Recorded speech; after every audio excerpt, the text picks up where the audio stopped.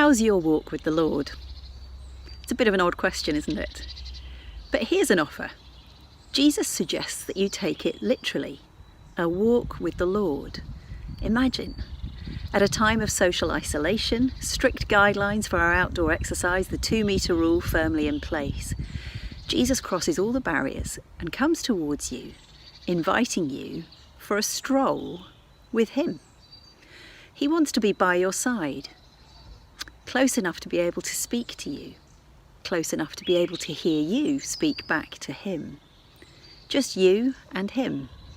And Matthew 6, verses 19 to 34. So let's set off.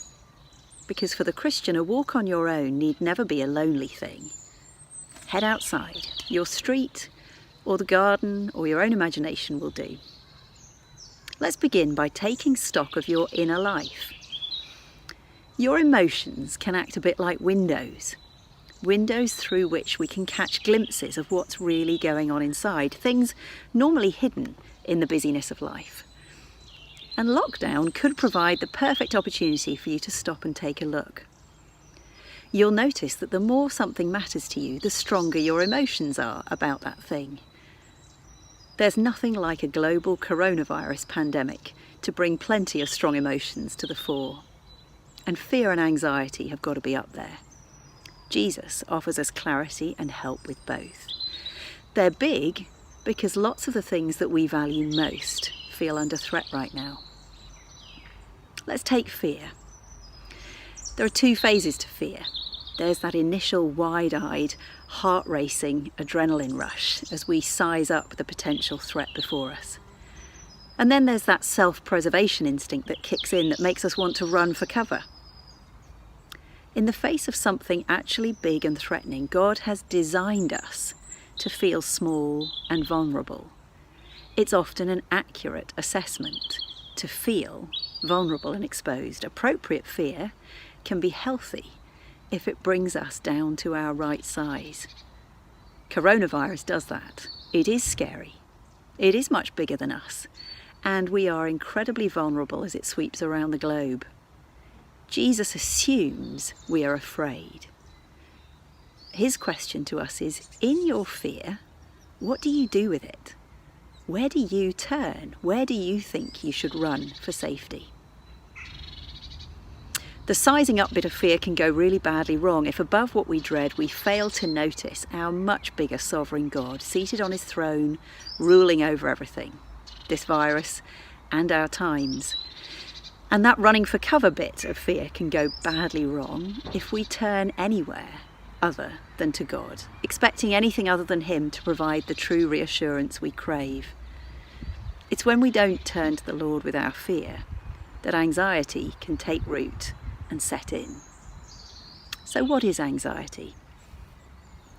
Said the robin to the sparrow, I would really like to know why those anxious human beings rush about and worry so.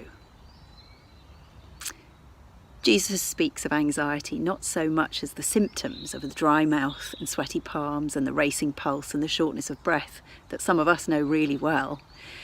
He goes deeper. Anxiety, according to Jesus, ensnares all of us, whether or not we have those physical symptoms.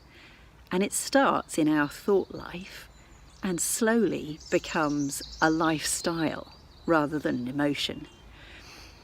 It's a lifestyle of restlessness and preoccupation. It's a bit like being on the spin cycle of a washing machine. Anxiety tells you lies. It convinces you that you face life in an uncertain world entirely on your own. There is no one bigger than you to look after you. And so you become preoccupied, distracted, and hyper-vigilant. And God becomes small and distant. For most people, anxiety looks like panic and despair. But there are other sorts. Some people hunker down and become busy, self-reliant activists. And a third group become obsessive planners and checkers. In Matthew chapter 6, Jesus uses phrases like fret, and toil and spin and running after and of little faith to describe that lifestyle.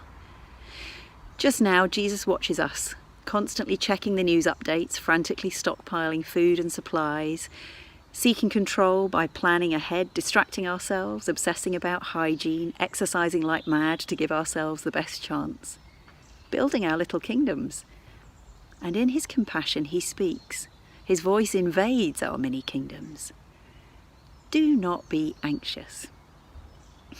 It's not a rebuke. It's not a command. It's a gentle invitation. Will you press pause in the spin cycle of your fretting and come for a stroll outside? If you accept the offer and you walk, Jesus has some things he wants you to consider. The birds. Look at them. Listen to them. You are way more precious to God than they are. And yet they don't worry about food or what the future holds for them. They assume God's got the small details and the big picture totally covered for them. And so they keep on singing, just as they were designed to do. Jesus asks you a question. Does your anxiety actually add a single hour to your life? Jesus gently points out how futile we look as we try to control the uncontrollable. Has your anxiety and fretting actually changed any of the outcomes you dread?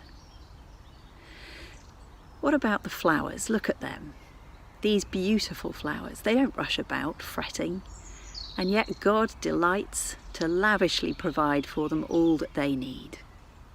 He asks, you seem to feel that you have to look after yourself because no one else will. Why is that? Christians don't need to get stuck in the anxious lifestyle. It's as if we're living as if we don't have a Heavenly Father at all watching over us. Why do we do that? Jesus' kingdom is bigger and better than our mini kingdoms. He promises his presence and his provision in his kingdom. And Easter reminds us of the great lengths he's gone to bring us in. And so Jesus confronts us with a bigger question. Whose kingdom do you really seek first?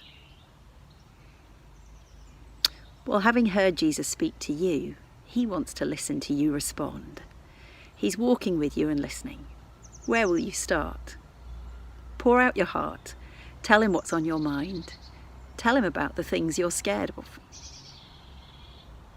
Then ask for his help to seek his kingdom instead of your own. Are there things that you've become preoccupied with of late? Are there things that you treasure too much that you need to loosen your grip of and place in his hands? Anxiety can often stop us living for today because we're too busy scouting out the potential hazards of tomorrow. Are there future plans that you need to let go of? Or has your anxiety become so future-focused that you've forgotten to engage with responsibilities and opportunities today? Does someone need your care and concern right now? And now you notice them, you realise you've been too busy thinking about your own needs. Said the sparrow to the robin, "Friend, I think that it must be they have no heavenly Father, such as cares for you and me." Having gone for your stroll with Jesus, now, how's your walk with the Lord?